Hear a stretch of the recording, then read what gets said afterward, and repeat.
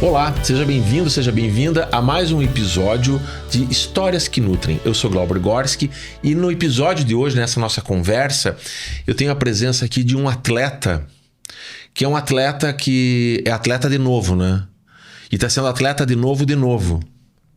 Algumas vezes já. Algumas vezes. Sim. Tedeschi, seja bem-vindo ao nosso podcast.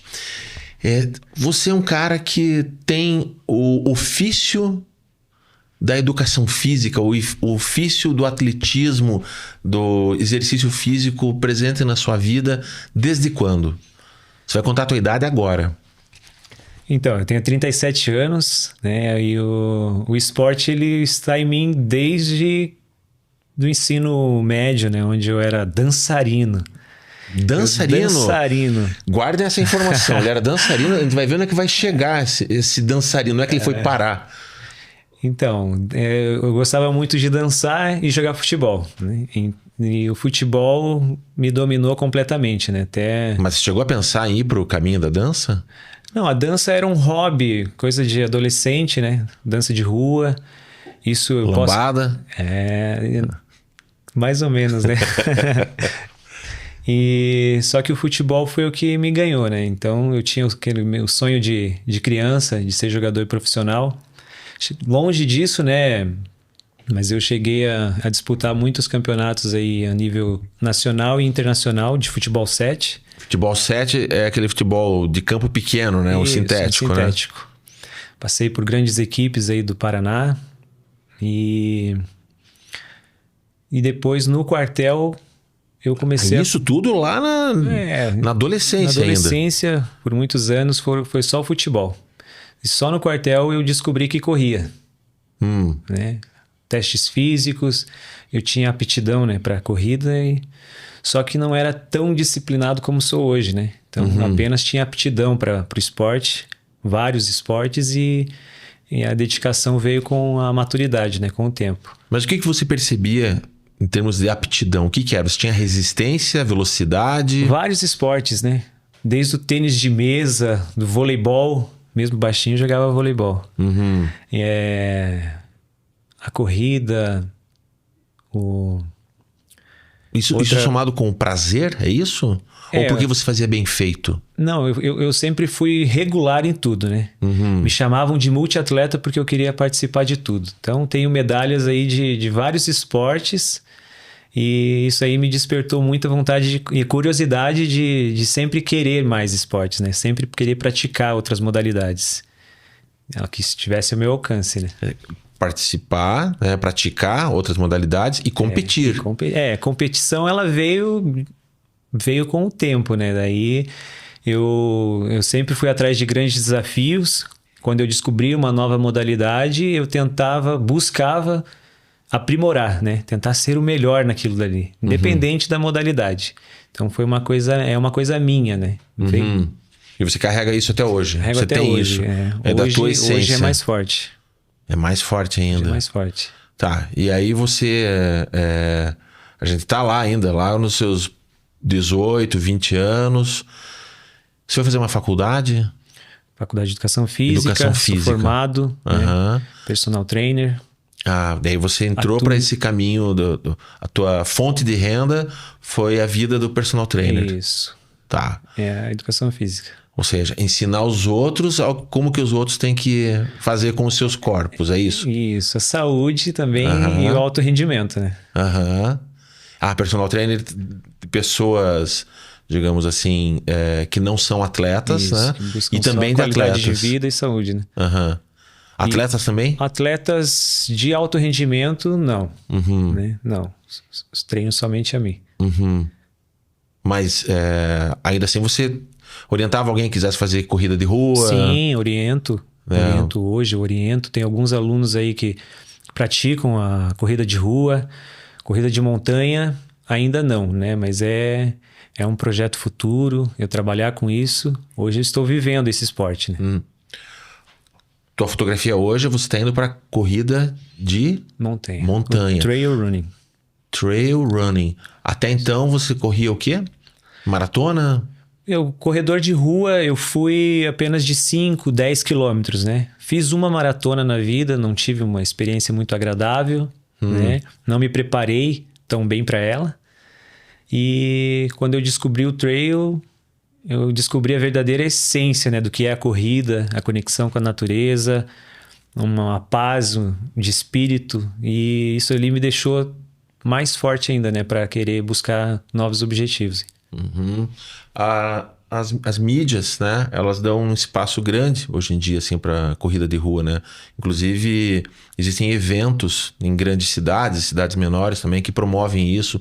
As prefeituras proporcionam, seja delimitando um tempo e um lugar para que aconteça a corrida de rua, curta, média e longa, né? Caminhadas, né? Isso tudo muito proposto. Então, é algo que está entrando muito forte e ficando na cultura, principalmente dos centros mais urbanos.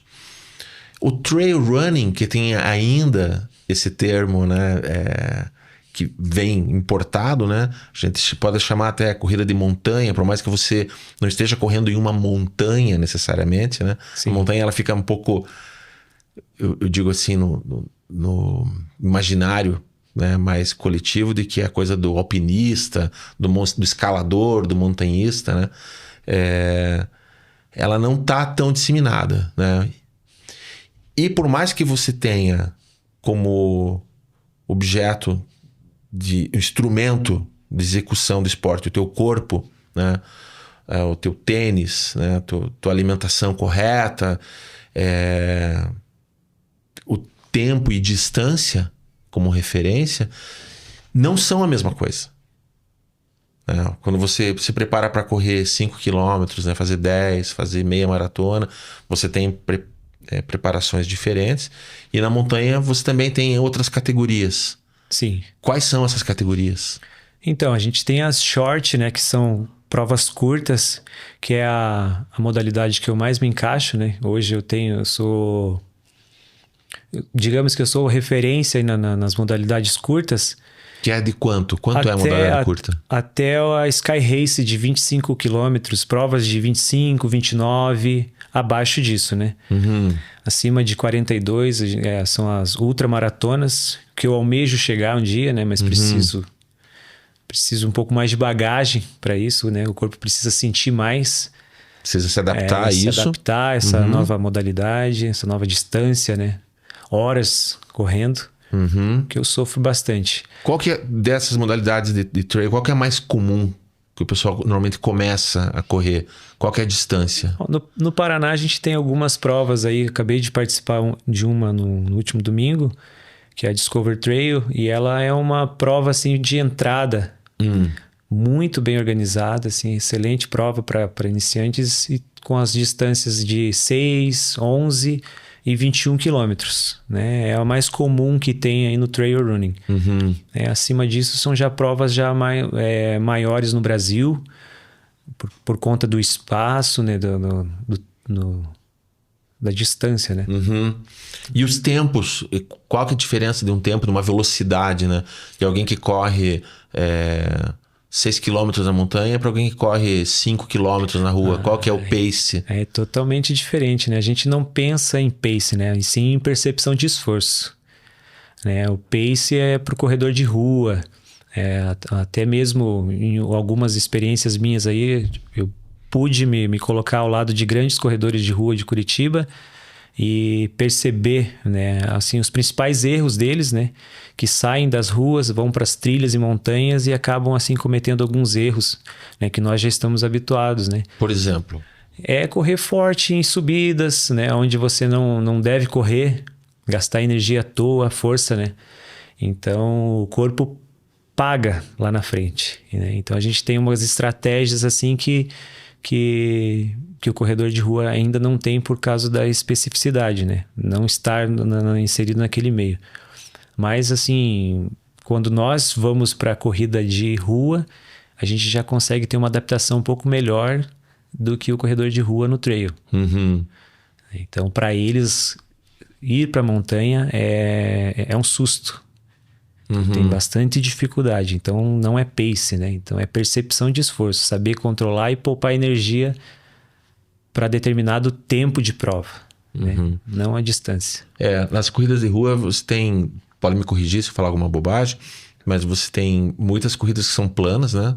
Corridas principalmente litorâneas, né? Que não tem muita variação, inclinação.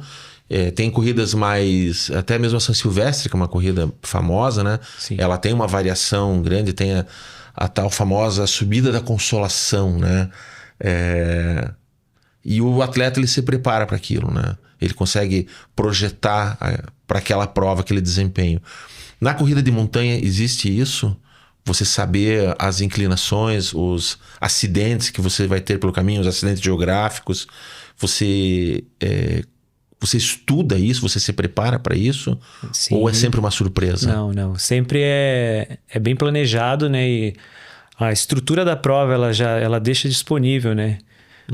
Para todos os atletas, todas as distâncias com elevação, né? Altimetria, a distância exata do percurso. E aí o atleta trail, ele deve estudar isso aí, para não ter as surpresas, né? Saber os postos de controle, de alimentação, a hidratação, onde vai ser. E estudar altimetria. Isso é muito importante, né? Ficar horas ali estudando. Se tiver GPX, já coloca no relógio. E faz toda a diferença, né? Então, para saber aonde dosar, até a parte da hidratação e nutrição, aonde vai poder reabastecer. Então, é toda uma estratégia, né? Não é só ir correr e pensar em pace, né? Salvo exceções, né? A corrida de rua urbana, ela tem muito assim o chão concreto e asfalto. Qual é o tipo de chão que você se depara na montanha? Na maior parte são trilhas secas, né? Secas, terreno rochoso. Algumas provas com um nível bem técnico, tem até grampos, né? Para fazer escalada durante essas corridas. Chega nesse ponto? Chega nesse ponto. Tem provas que tem cordas, escadas, os próprios grampos que a gente vê aí nas montanhas do nosso Paraná. Só que são poucas, né? Onde tem mais estruturada e com mais assistência, eles usam esse caminho também. O que torna mais brilhante ainda, né? O evento, a prova, o percurso. E desafiador. Eu estou bem curioso com relação a isso tudo, porque eu vou te falar assim, uma questão pessoal, tá? Sim. Eu sempre olhei, eu acho importante praticar esportes. Eu gosto de esportes. Eu deveria praticar mais do que eu pratico. Deveria cuidar mais da minha alimentação do jeito que eu cuido. Mas já foi muito pior. Eu tenho essa desculpa que eu dou para mim mesmo. Mas eu sempre olhei com um pouquinho de desconfiança a questão da corrida de rua por estar num ambiente urbano que tem essa percepção do poluído. E quando você vai pro campo, quando você vai para a montanha, me parece que isso desaparece um tanto. É uma impressão minha ou você tem um convite a uma presença no planeta de um jeito diferente? Ou é muito atrevimento falar isso? Olha, eu acho que não, porque na montanha, né, a gente correr no meio da natureza, nós que estamos agredindo ela, né?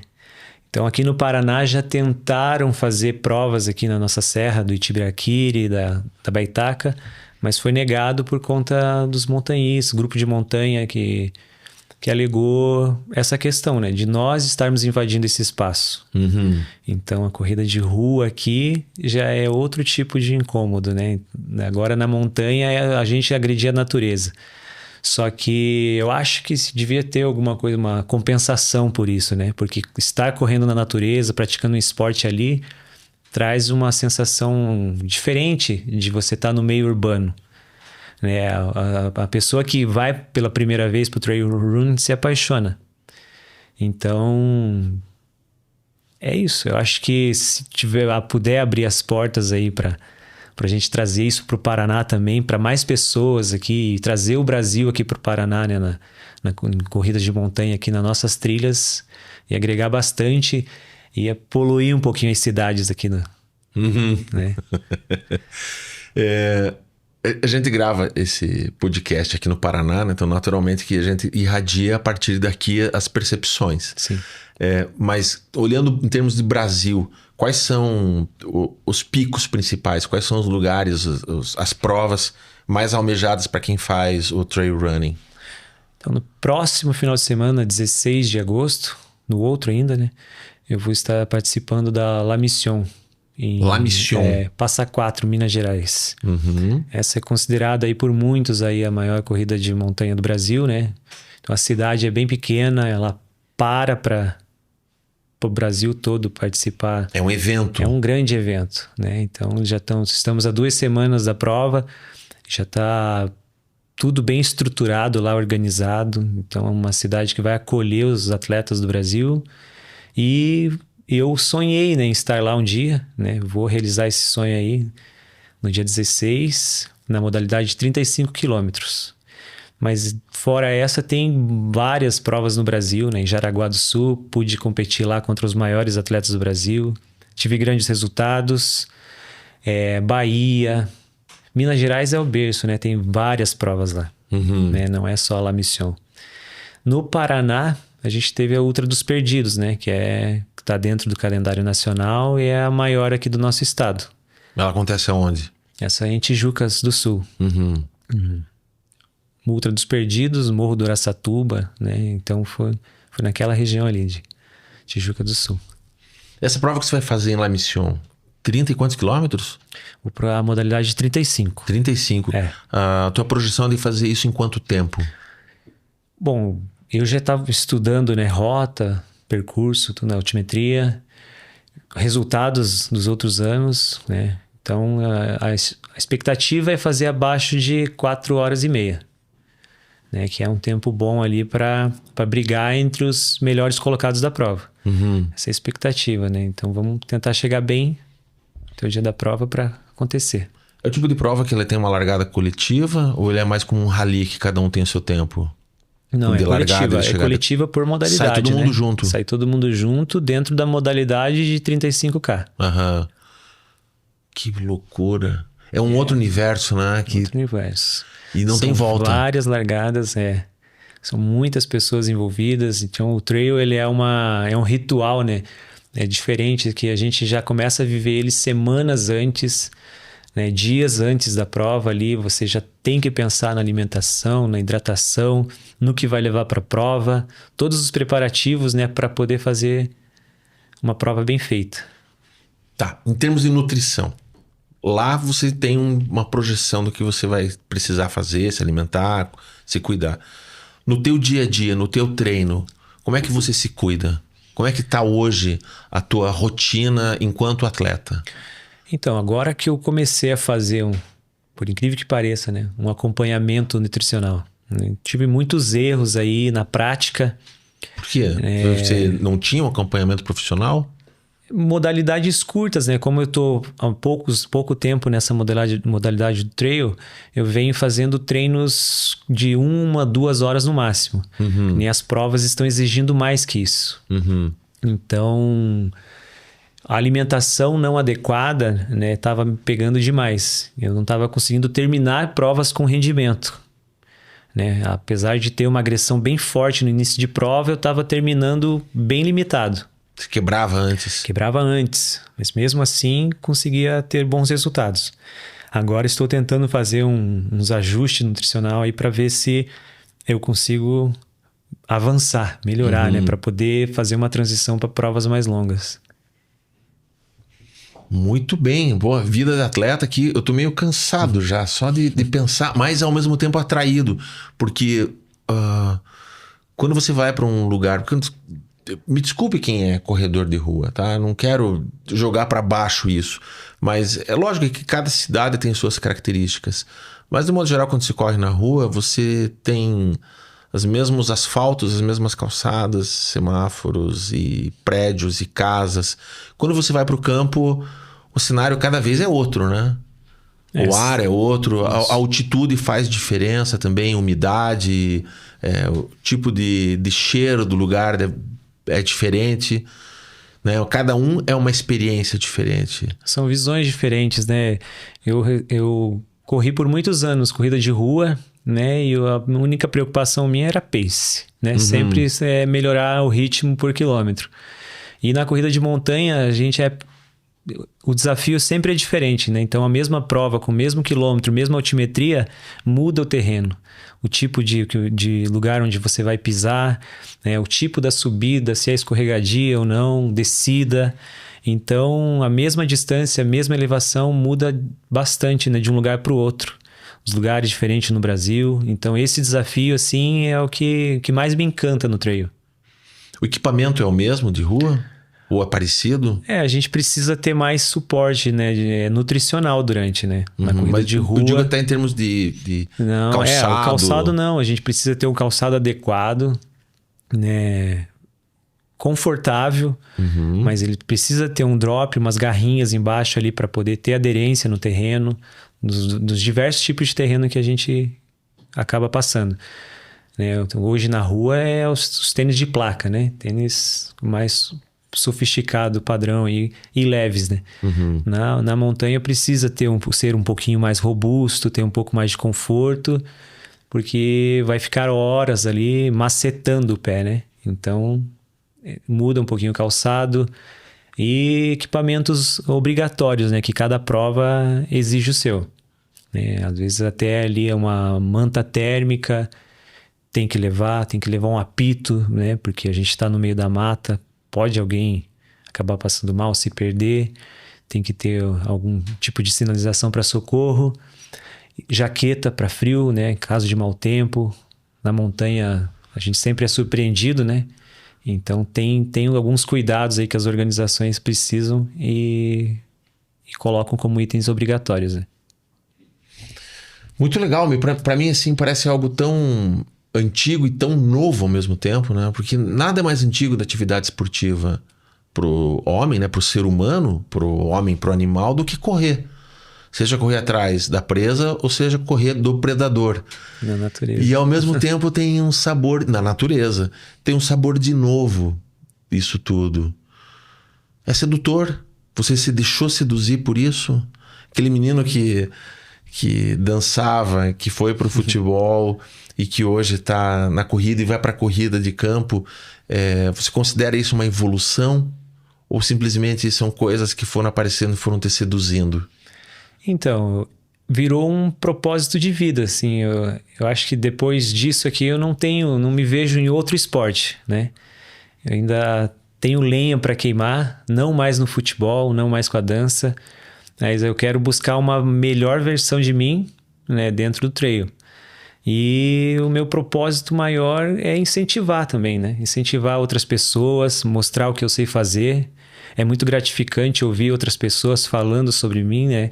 Entre elas, né? Não para mim, mas é o meu propósito aí, poder fazer por aqueles que não podem e continuar vivendo da melhor forma, na natureza.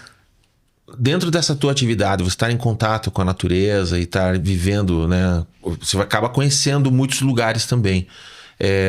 Isso te trouxe alguma coisa que não fosse só o esporte? Você conhecer esses lugares te permitiu, não sei, presenciar alguma coisa diferente, no sentido de que você está vivendo uma vida que não é só aquilo que você faz enquanto esporte? Sim, sim. Teve um episódio, né, um episódio na minha caminhada aí que foi bem marcante para mim.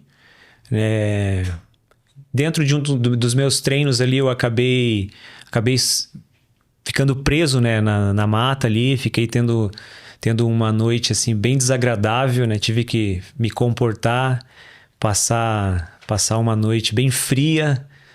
E o pior de tudo, sem avisar as pessoas, né? Você se perdeu na mata? Tipo isso, né? Eu não diria me perdi, né? Porque eu fiquei preso numa área onde eu estava conhecendo pela primeira vez, por conta de um celular que eu perdi, fiquei procurando e não encontrei. Aí resolvi ficar por ali, né? Antes que eu pudesse me perder, porque já era na finalzinho de tarde, já estava escuro. E aí, com o tempo chuvoso, eu não ia conseguir sair dali. Eu já sabia a encrenca que eu tinha me metido.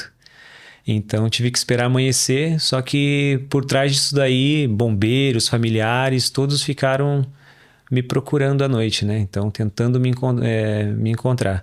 Amigos, atletas, muita gente eu me envolvi nisso aí também, né? Te encontraram, ou você conseguiu sair sozinho? Eu senti bastante isso daí por conta dessas pessoas, né? Porque eu coloquei em risco elas. Então, eu cheguei até a pensar em parar, porque o dano que eu podia causar, né? Não só físico, mas emocional, né? De quem estava lá naquela noite. Só que depois disso, outros atletas começaram a me motivar de novo, mandando mensagens para continuar, que aquela experiência lá não era em vão, não era à toa. E aquilo ali tocou meu coração e eu me senti mais energizado, né? Depois de digerir tudo aquilo. Então, dias depois ali eu encontrei o propósito de tudo aquilo que eu tinha passado, que foi participar de um resgate na montanha. Ah, daí você foi pro outro aí outro eu fiquei lado do outro daí. lado da situação, entendeu?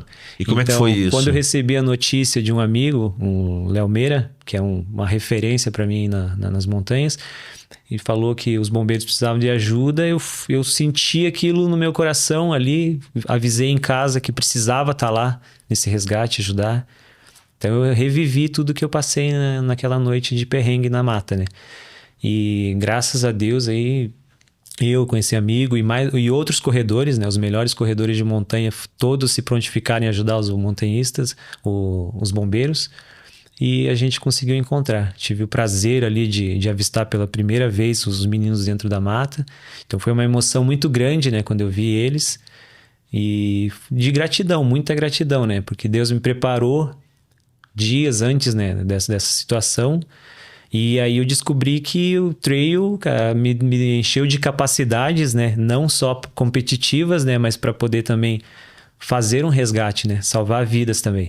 Então acho que essa foi, o meu maior troféu até hoje, né? Fora da competição esportiva, eu acho que o trail me proporcionou, né? Viver tudo isso, né? Passar por aquilo e depois poder ajudar alguém, acho que não tem preço. Que sensacional. Que história incrível. Você foi resgatado ou você conseguiu sair sozinho? Eu consegui sair sozinho, né? Porque eu sabia, por isso eu digo, eu não me perdi. Eu estava bem orientado ali. Eu só precisei esperar a noite passar. Só administrar os riscos. Que foram bem grandes ali, que eu tava muito frio. Uma noite muito chuvosa, né? Então, tanto que os bombeiros, né, cancelaram o resgate de manhã por conta do mau tempo. E eu tive que suportar a noite. Então, ali eu fiquei muito bem preparado ali psicologicamente depois disso, né? Sim. Então, as competições eu levo muito... Todo o drama, tudo que eu passei naquela noite ali me fortalece no momento de dificuldade em algumas provas, né? Como últimas palavras, né, para a gente encerrar essa nossa conversa, eu gostaria que você deixasse, sim, uma recomendação para quem quer começar, né, seja numa idade mais jovem, né, ou aquele que já tem uma idade um pouco mais, né, um pouco mais longeva, né, quem quer começar a corrida de montanha, quais são as principais e primeiras recomendações que você daria? A primeira é buscar, assim, o incentivo de pessoas que já realizam, né, estar no meio delas, né, porque na natureza a gente tem vários riscos, né? Então fazer isso sozinho eu não recomendo. Não é bom que seja uma atividade solitária. Sim, porque eu já passei por algumas situações, né, na montanha que foram bem desagradáveis, né, por tentar fazer tudo sozinho. Eu acho que estar ao lado de pessoas que já praticam o esporte, pedir orientações, recomendações, copiar, né, mas dentro da sua melhor versão. Então isso vai agregar bastante, né? Pegar um pouquinho de cada atleta, de pessoas que inspiram, motivam, vai ajudar bastante. Buscar orientações. Show de bola. Quem quiser te encontrar nas redes sociais, encontra onde? Cristiano Tedeschi, pelo Instagram. Desejo boa sorte em La Mission. Quando você estiver assistindo aqui esse episódio, talvez ele já tenha competido e recomendo que vá atrás de você, não na montanha, mas nas redes sociais, para descobrir e apoiar, né, os teus feitos e os desafios, e que isso seja motivo de inspiração para as pessoas saírem de suas zonas de conforto, né, saírem do sofá, saírem dos seus lugares e colocarem o corpo em movimento, né? Talvez hoje você não esteja podendo, quem está assistindo aqui, correr. De alguma forma, correr uma montanha, correr 30 e tantos quilômetros. Mas quem sabe começar fazendo uma pequena dancinha como você começou lá atrás, né? Movendo o corpo, né?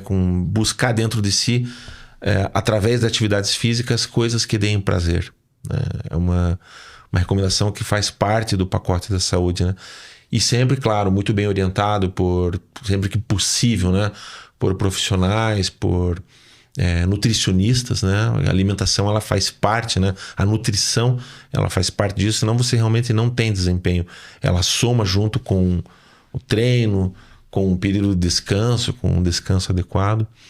Então, eu acho realmente muito inspirador e muito sensacional. Muito obrigado pela sua presença. Eu que agradeço. E quero agradecer mais uma vez também quem acompanhou a gente até aqui. Curta, comente e compartilhe, né, esse episódio, essa conversa, que vem trazer para quem nos acompanha, para quem acompanha o podcast, histórias, né? Histórias que nutrem, né? Isso. Sonhos nutridos, né? Para que a gente possa, de alguma forma, procurar enxergar lá na frente onde a gente possa estar de um jeito melhor e mais saudável. Muito obrigado mais uma vez e nos vemos no próximo episódio.